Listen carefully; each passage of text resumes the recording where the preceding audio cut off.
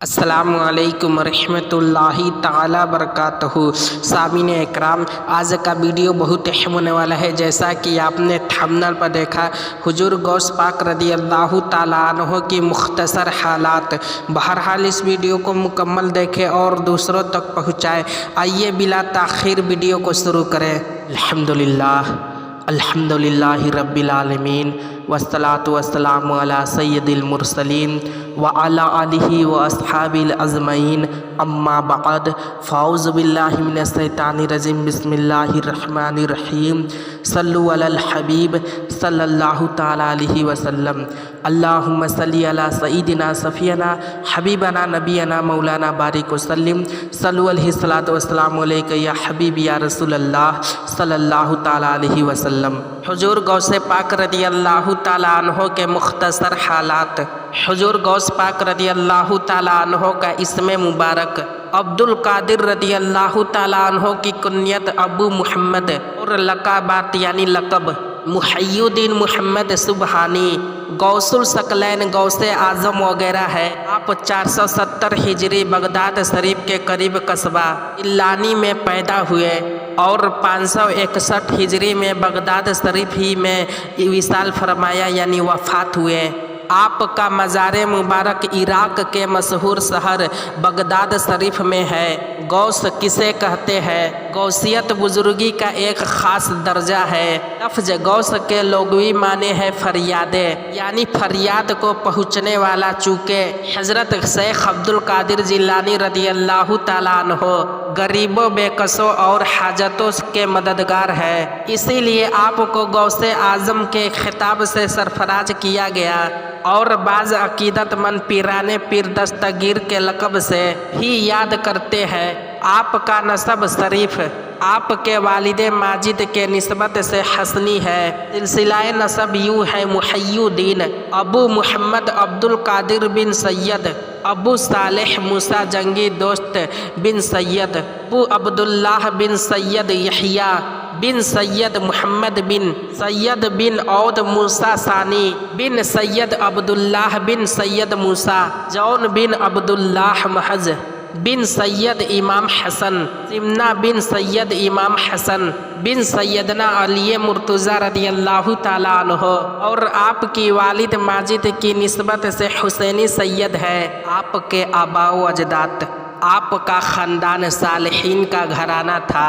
آپ کے دادا جان، نانا جان، والد ماجد، والدہ ماجدہ محترمہ، پھوپھی جان، بھائی صاحبزادگان سب مفتی و پرہیزگار تھے۔ اسی وجہ سے لوگ آپ کے خاندان کو اشراف کا خاندان کہتے تھے۔ آپ کے والد محترم حضرت ابو صالح موسیٰ جنگی دوست رضی اللہ تعالیٰ عنہ تھے۔ آپ کا اسم گرامی سید موسیٰ، کنیت ابو صالح، لقب جنگی دوست تھا۔ آپ جیلان شریف کے اکابر مشائخ اکرام میں سے تھے۔ جنگی دوست کی لقب کی وجہ کیا ہے؟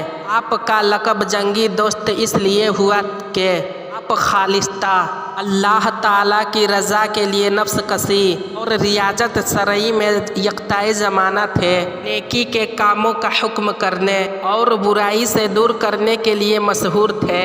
اس معاملے میں اپنی جان تک کی پرواہ نہ کرتے تھے۔ چنانچہ ایک دن آپ جامع مسجد کو جا رہے تھے کہ خلیفہ وقت کے چند ملازم یعنی چند سپاہی شراب کے مٹکے نہایت ہی احتیاط کے ساتھ اپنے سروں پر اٹھائے جا رہے تھے۔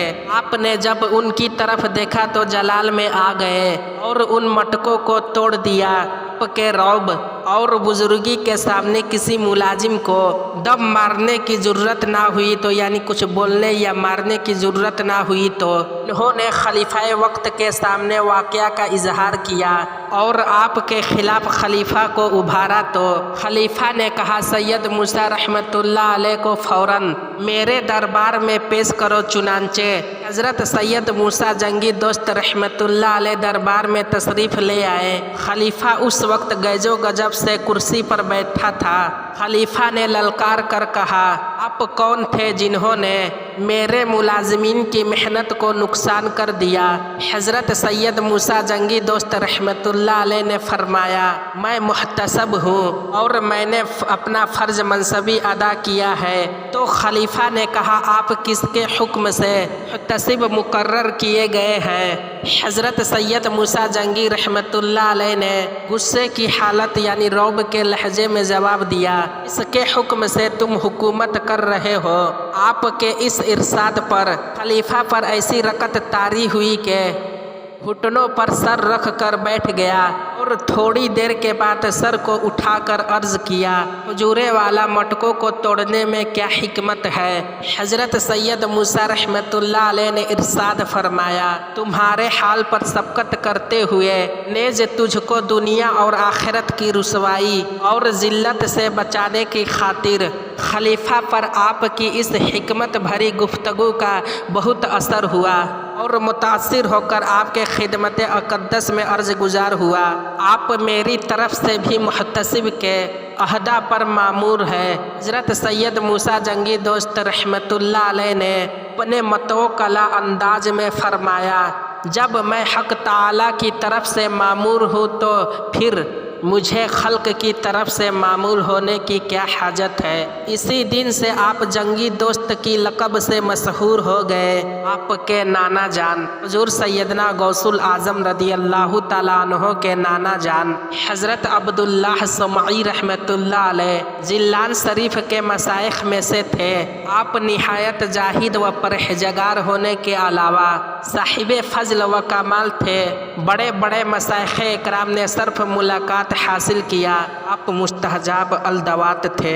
شیخ ابو محمد الداربانی رحمۃ اللہ علیہ فرماتے ہیں حضرت عبداللہ سمعی رحمۃ اللہ علیہ مستحجاب الدوات تھے، یعنی آپ کی دعائیں قبول ہوتی تھیں۔ اگر آپ کسی شخص سے ناراض ہوتے تو اللہ تعالیٰ اس شخص سے بدلہ لیتا اور جس سے آپ خوش ہوتے تو اللہ تعالیٰ اس کو انعام و کرم سے نوازتا۔ ضعیف الجسم اور نحیف البدن ہونے کے بعد جود اور آپ نوافل کی کثرت کیا کرتے تھے اور ذکر و اذکار میں مصروف رہا کرتے تھے۔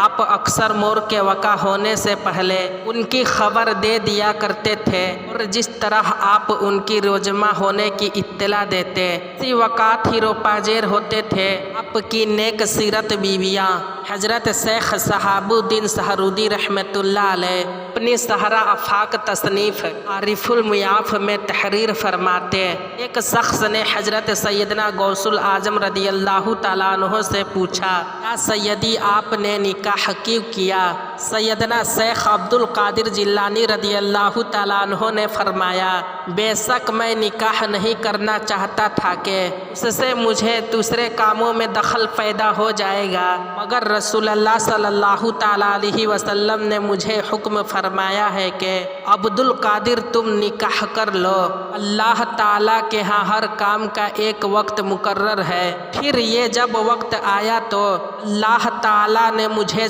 4 بیویاں عطا فرمائی جن میں سے ہر ایک کامل محبت رکھتی۔ حضور سیدی غوث العظم رضی اللہ تعالیٰ عنہ کی بیویاں بھی آپ کی روحانی کمالات سے فیضیاب تھی۔ آپ کے صاحبزادے حضرت شیخ عبد الجبار رحمۃ اللہ علیہ اپنی والدہ ماجدہ کے متعلق بیان کرتے ہیں کہ جب والدہ محترمہ کسی اندھیرے مکان میں تشریف لے آتی تو وہاں چراغ کی طرح روشنی ہو جاتی تھی۔ ایک موقع پر میرے والد محترم غوث پاک رضی اللہ تعالیٰ عنہ بھی وہاں تشریف لے آئے، جیسے ہی آپ کی نظر اس روشنی پر پڑی تو روشنی فوراً غائب ہو گئی تو آپ نے ارشاد فرمایا کہ یہ شیطان تھا جو تیری خدمت کرتا تھا، اسی لیے میں نے اسے خدمت کر دیا، اب میں اس روشنی کو رحمانی نور میں تبدیل کیے دیتا ہوں۔ اس کے بعد جب والدہ محترمہ کسی تاریک مسکن میں جاتی تھی تو وہاں ایسا روشنی ہوتا تھا جو چاند کی طرح معلوم ہوتا تھا۔ پھوپھی صاحبہ بھی مستحجاب الدوا تھی۔ ایک دفعہ جیلان میں قحط سالی ہو گئی، لوگوں نے نماز इस्तिकाब पढ़ी लेकिन बारिश ना हुई तो लोग आपकी फूफी जान हज़रत सैयदा उम्मे आयशा रदियल्लाहु ताला अन्हा के घर आए और आपके खिदमत में आकर बारिश के लिए दुआ कराएं। दरख्वास्त के वह अपने घर की सहन की तरफ तशरीफ़ लाई और ज़मीन पर झाड़ू देने के बाद दुआ मांगी, ऐ रब्बुल आलमीन मैंने तो झाड़ू दे दिया और अब तो छिड़काव फरमा दे। कुछ ही देर में आसमान से इस कदर बारिश हुई ऐसे मुस्कामना घोल दिया जाए। लोग अपने घरों में ऐसे हाल में लौटे के तमाम पानी से तर थे और जिल्लान खुशहाल हो गया। सामीने कराम, आज का वीडियो में इतना ही, इंशाअल्लाहुल अज़ीज़ आगे कल के वीडियो में दिया जाएगा। सामीने कराम, एक अहम ज़रूरी ऐलान आप तमामी हज़रात से गुजारिश है कि आप सब तमामी हज़रात जो हमारे वीडियो को मुकम्मल वॉच कर रहे हैं उनसे गुजारिश है कि फ़िलिस्तीन और गाज़ा मुसलमान भाइयों के लिए दुआ की ज़्यादा से ज़्यादा आप इंतज़ामिया करें। इज्तिमाई दुआ हो या मस्जिद में, मदरसे में, खानकाहों में, हो सके तो आप ख़ुद भी दुआ करें। पाँचों वक्त की नमाज़ों में, पंजगाना नमाज़ों में भी आप फ़िलिस्तीन और गाज़ा मुसलमान भाइयों के लिए ज़्यादा से ज़्यादा दुआ करें। सल्लल्लाहु अलन नबी उम्मिही व सल्लल्लाहु अलैहि वसल्लम। अस्सलातु वस्सलामु अलैका या रसूल अल्लाह सल्लल्लाहु ताला अलैहि वसल्लम। बिरादराने मिल्लत इस्लाम, जैसा कि आप तमामी हज़रात को मालूम है कि हमारे चैनल पर हर रोज़ वीडियो डाली जाती है जो कुरान व हदीस के रोशनी पर होता है। आप तमामी हज़रात से गुजारिश है कि इसमें जो खामियां गलतियां हो तो आप इस्लाह करने की कोशिश करें कमेंट में या इंस्टाग्राम पर। इंस्टाग्राम आईडी अब्दुल गनी कादरी रज़वी है, इसलिए कि हम लोग भी अशरफुल मखलूक़ात है, हमारा ज़ुबान भी फिसल सकता है। और जो हज़रात हमारे चैनल को पहली मर्तबा देख रहे हैं उनसे गुजारिश है कि हमारे चैनल को सब्सक्राइब और लाइक और कमेंट करें। जो भी सवाल हो इंशाअल्लाहुल अज़ीज़ अगले वीडियो में जवाब दिया जाएगा।